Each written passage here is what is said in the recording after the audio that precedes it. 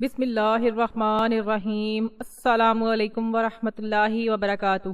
حضرت ابن عباس اور محمد بن کعب فرماتے ہیں کہ حضرت یعقوب علیہ السلام اپنے بیٹوں کو نظر بد لگنے سے بہت زیادہ خوفزدہ ہوئے تھے، کیونکہ وہ بیٹے خوبصورت، خود شکل اور اچھے لگتے تھے۔ حضرت یعقوب علیہ السلام کو ڈر تھا کہ کہیں نظر بد سے ان کے بیٹوں کو نقصان نہ پہنچ جائے، کیونکہ نظر بد ایک ایسی چیز ہے جو ایک ماہر گھڑ سوار کو اس کے گھوڑے سے گرا دیتی ہے۔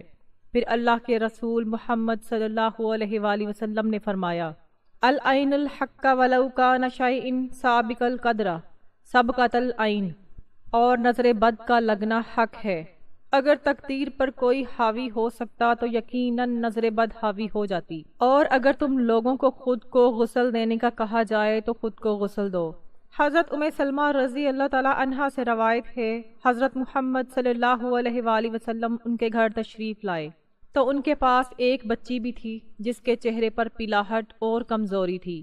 پھر رسول اللہ صلی اللہ علیہ وآلہ وسلم نے فرمایا کہ اس کو دم کرو، کیونکہ اس پر نظر بد کا اثر ہے۔ جس کی نظر بد لگتی ہے وہ حاسد ہوتا ہے، لیکن ہر حاسد کی نظر نہیں لگتی، اسی لیے جب حاسد حسد کرتے ہیں تو ہمیں ان کے شر سے اللہ کی پناہ طلب کرنے کا حکم اور تعلیم دی گئی ہے۔ بڑوں کی نسبت بچوں پر نظر بد کا اثر جلد ہوتا ہے۔ ایک دفعہ حضرت محمد صلی اللہ علیہ وآلہ وسلم نے حضرت جعفر رضی اللہ تعالیٰ عنہ کے بچوں کو دیکھا تو ان بچوں کی والدہ اسماء بنت امیس رضی اللہ تعالیٰ عنہ سے دریافت فرمایا، یا مالی اری اجسام بنی اخیرار جاہلیہ، کہ کیا معاملہ ہے کہ میں اپنے بھائی کی اولاد کے جسم دبلے پتلے دیکھ رہا ہوں، کیا انہیں کوئی مشکل، بھوک، بیماری یا تکلیف وغیرہ درپیش ہے؟ اسماء بنت امیس رضی اللہ تعالیٰ عنہا نے عرض کیا، جی نہیں، لیکن بہت جلد نظر لگ جاتی ہے۔ تو رسول اللہ صلی اللہ علیہ وآلہ وسلم نے اسماء رضی اللہ تعالیٰ عنہا کی اس بات کی تائید فرماتے ہوئے ارشاد فرمایا، ان پر دم کرو۔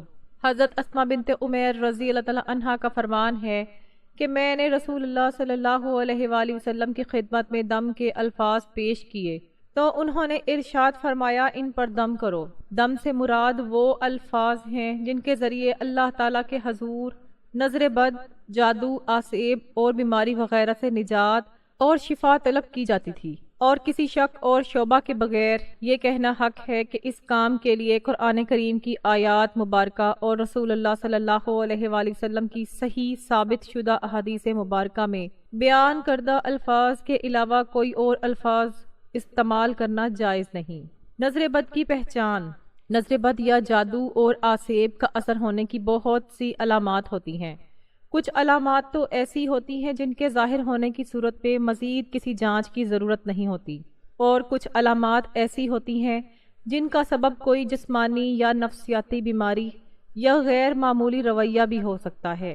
لہٰذا ہمیں اچھی طرح سے سمجھ لینا چاہیے کہ کسی پر جسمانی مشکلات نمودار ہونے کی صورت میں اسے نظر بد کا شکار سمجھ لینے سے پہلے یہ ضروری ہے کہ اس کا جسمانی طور پر طبی معائنہ کروایا جائے، اور کسی صحیح مستند نفسیاتی طبیب سے بھی اس کا معائنہ کروایا جائے، اور اگر ان دونوں اطراف میں سے اس میں کسی بیماری یا غیر معمولی حالت و کیفیت کا پتہ نہ چل سکے تو پھر نظر بد لگنے یا کسی جادو یا آسیب وغیرہ کے اثر ہونے کے بارے میں سوچنا چاہیے۔ تب بھی نفسیاتی معائنے کے بعد اس امکان کے بارے میں سوچا جانا چاہیے۔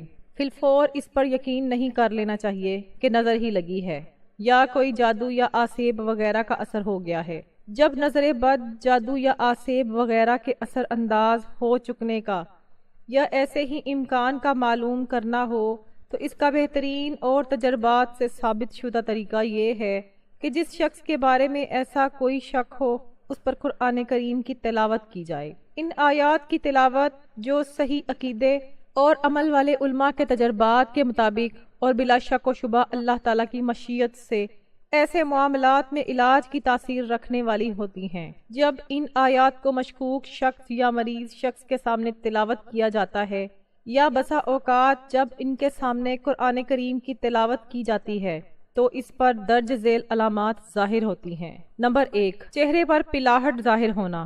نمبر 2، سینے میں گھٹن کا احساس ہونا۔ نمبر 3، تلاوت سننے کے دوران جسم کے مختلف حصوں میں درد ہونا۔ نمبر 4، معمول سے زیادہ گرمی محسوس ہونا۔ نمبر 5، پسینہ آنا، خاص طور پر کمر پر پسینے کی کمی یا زیادتی سے نظر کی شدت کا اندازہ ہو جاتا ہے۔ نمبر 6، پہلوؤں میں درد محسوس ہونا۔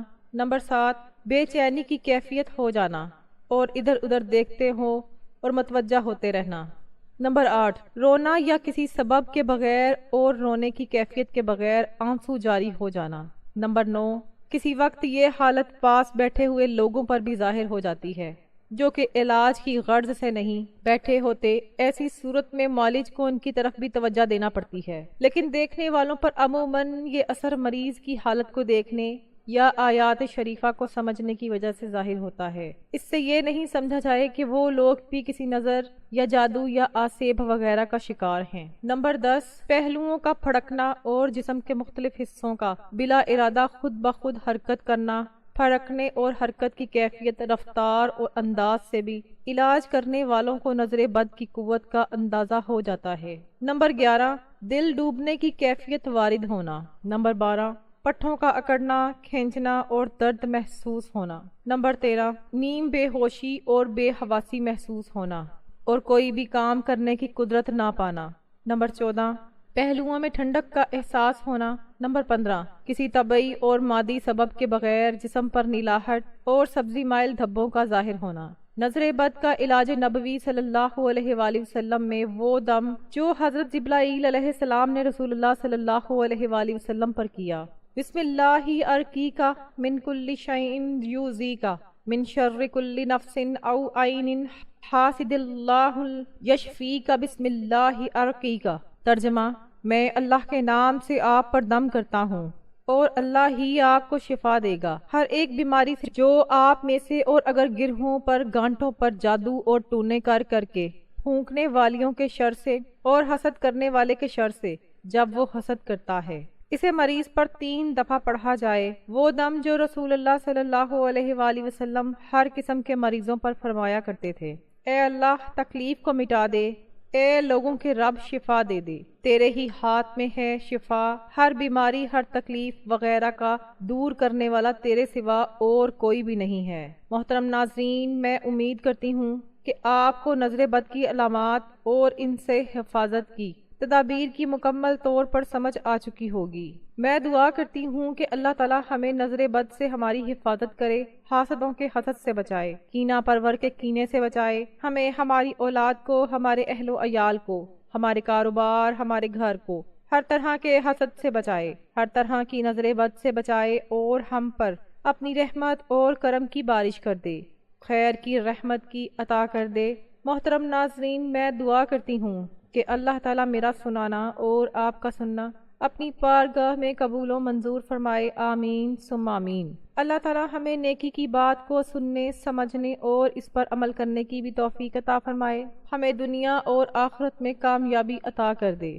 آخر میں آپ سے گزارش ہے کہ اگر آپ کو ویڈیو اچھی لگی ہے تو ویڈیو کو ضرور لائک کریں، چینل کو ضرور سبسکرائب کریں اور پاس لگے گھنٹی کے نشان کو ضرور دبا دیں تاکہ جب بھی میری کوئی نئی ویڈیو آئے گی تو سب سے پہلے اس کی اپڈیٹ آپ کو ملے گی۔ جزاک اللہ۔ السلام علیکم ورحمۃ اللہ وبرکاتہ۔